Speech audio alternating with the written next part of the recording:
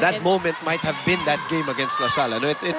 You see something with your team. Kahit ikaw, naglalaro ka, Mosey, noon, yung parang may madidiscover ka rin sa sarili mo, no? And in that game, I think yung naging learning doon is more of mental. Because now, they could say na parang tayo yung second best team because we can hang with the best. Full stretch yung game natin against LaSalle, which nobody has, diba, has done so far. So, parang tayo ba yung second? Dapat nandun tayo. Yung iba nga sasabihin yan, next time, we'll get you. Diba? May ganun din. May ganung factor because it boiled down really to the end points. 6-6. True to form. 6-6. And the captain serving for Adamson University. Giselle C with the underhand set. Off speed by Basas. Same for Makatuno. Sheila Pinedo has been spectacular this season for Adamson. Pineda on that down-the-line hit scores one. 7-6. And Adamson in the lead. We're approaching the technical timeout. Might be the last time we hear from Mosey Ravena. Pinapalis mo na ako. Hindi naman. Dahil nandito na sa likod natin. Hindi ako yung nagpapalis. Si Ann yung nagpapalis sa'yo. Ann Remulla, of course, my partner for this match. Stuck in horrible traffic. Yes. For the last week. Yep. 2 weeks na nga siguro. Everybody's been a victim of it. And Adamson, a victim of that sequence. As FU ties it, we have been in this kind of a match from the start. 7-all. This continues. See you na lang sa simbang gabi. Sige. Ganun na nga. Haba kahit midnight snack lang, okay na ako. Again, the defense of these two teams, just spectacular. Giselle C opens up to Basas. Wanted to go down the line. Zapanta, underhand. Malakas. And the first technical timeout. FDU is in the lead.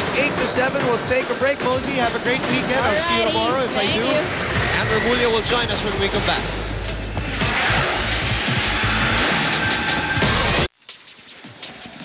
Back here at Volleyball Central, Sheila Pineda overshoots that one to give FPU the lead, 8-7. As we said earlier, prior to the break, we welcome Ann Remulla, an experience that I went through the last match. I missed the pregame, saying it first time in 8 years because of the horrible traffic, and now Ann is here. We're glad to see you, and you're glad to have you because this is going to be a long one, and this is going to be a long and exciting one. I kept on looking at Twitter just to check on updates on what's happening at the games, and looks like a lot of people are also excited to watch this match between Adamson and FU. Matagal ang patayan ng bola dito, and kaya ito nga nag 9-7 tayo.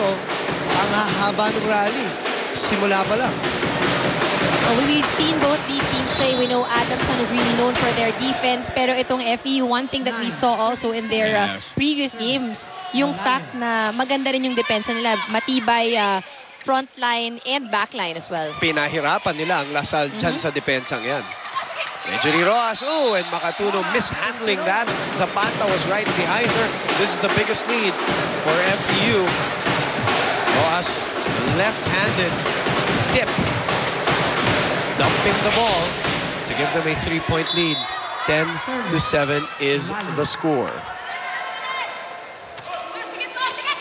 First set action after the LaSalle domination over the Lady Warriors in our first game. Giselle C. Makatuno saving that one, and Kinlog will give FEU a free ball. Back set. Rojas goes for the corner.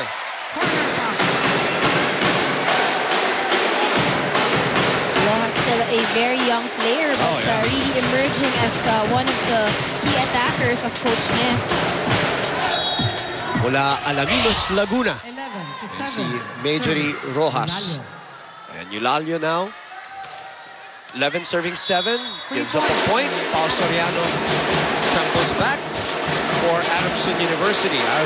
We were talking about, just maulit ko lang yung conversation with Mosey kanina, that FU, even after that game against LaSalle, two things that they came up with in terms of the experience. Number one, they only lost that match against LaSalle because they lacked the experience of finishing games.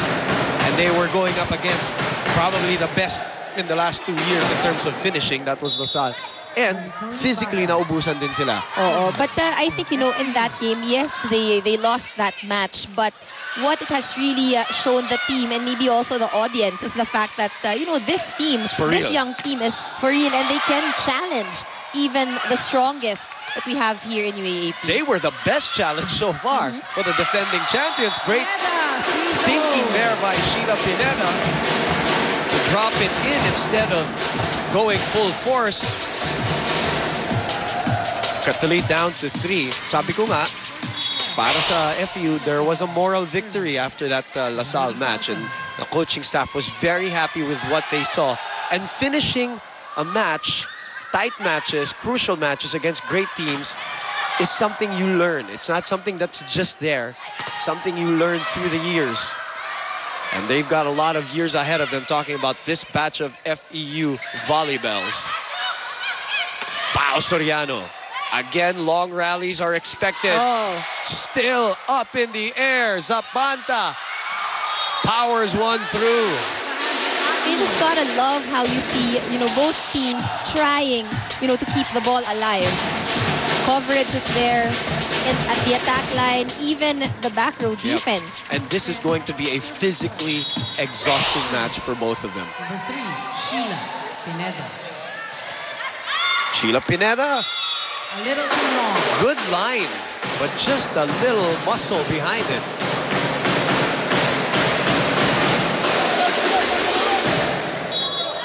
Giselle C. serving from the standout of San Antonio Padua College, Tubong Pila, Laguna. Yan si Giselle C. A lot of talents coming from Laguna. Yep. And that's what we like about volleyball now. They are searching and scouring the provinces and the outskirts of Metro Manila for talent. 14 serving 10. Makatuno. Zapanta. Now the second jump. Very fit-looking Mayet Zapanta now. Former Ateneo de Davao standout. Cutting the lead down to 3. Not one of her best matches the last time out. Zapanta only scoring 7 points after being a best player for their first 2 wins of the season. But Pineda was spectacular. Kinlog was solid and steady. Off the block. And I guess that's, it's not really about, shining amongst the rest of the team. But it's really getting everybody to contribute and to really earn some points. Ito, galing Laguna rin to si Rojas. From the same school as Giselle C. Schoolmates, batchmates. How about Giselle C? Maturing right before our eyes from last year to this year. Bagong salta, getting into a new system with new teammates and setting spectacularly for Eulalio to give them a 16-12 lead as we step aside for a commercial break.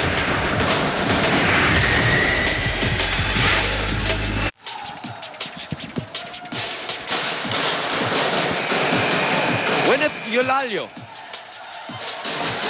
Set up spectacularly by Giselle C. That on was 2 excellent occasions. timing. Yeah. Win it din. Marami rin tayo na panood sa kanya last year na maganda-ganda. Ito si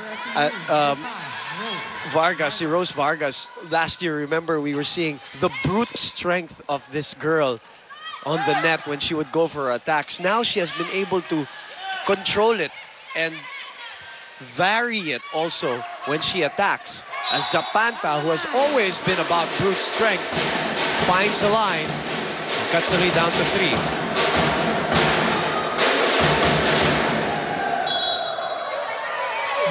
Tabawenya. Si Mayet Zapanta. Good serve. Nice one-hand set. One-hand set from Giselle C. Pineda. Agno was there again. C, back set, combination play. Kinlog digs it. Pineda again, cross court. Basas off the save from Vargas. Back set, Kinlog. Oh, And that ball is still out. almost a good save. You know what? The difference I see with Giselle C now is that there is more confidence in her sets, in how she really calls out the plays.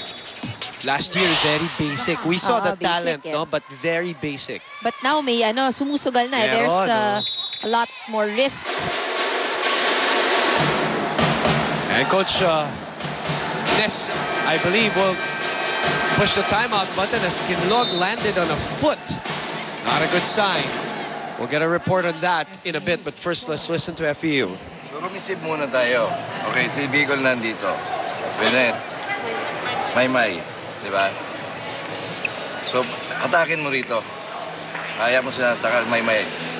Huwag mong ilalabas ang bola. Timingan mo lang. Okay? So, yung depensa natin, wala pa rin halis dun sa ano. Hanggang hindi ito sa open sa kabila. Takas, mag-set ng open.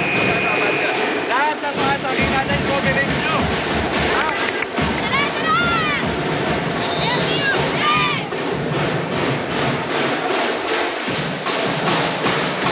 Biggest lead was 4 for FEU na ibaba na. Solitary point. Something we expect. Itong dalawang kupunan na to, as Mayat Zapanta did tell me, magkakapitan. Yan ang madalas na term na ginagamit nila dito sa volleyball. These two teams, sanay na sanay kumapit sa kalaban. Lasal knew that about FEU the last time out. Pineda, look at that. Varying it, going down the line. Not much strength, but Well placed. oh, placing. Look at this. And she saw that there was an opening. Yep. Eh, yung blocks. The blockers were... Leaning towards the cross court. Correct. Oh, Guevara unable to put that away. That didn't count. Gigil. Pag nakakakita ka talaga ng regalo. Instinct yan eh. Gusto mong paluin ng malakas. Which sometimes affects your timing, among many other things. She gets a point from the middle. Umawi. Go to Guevara for that point.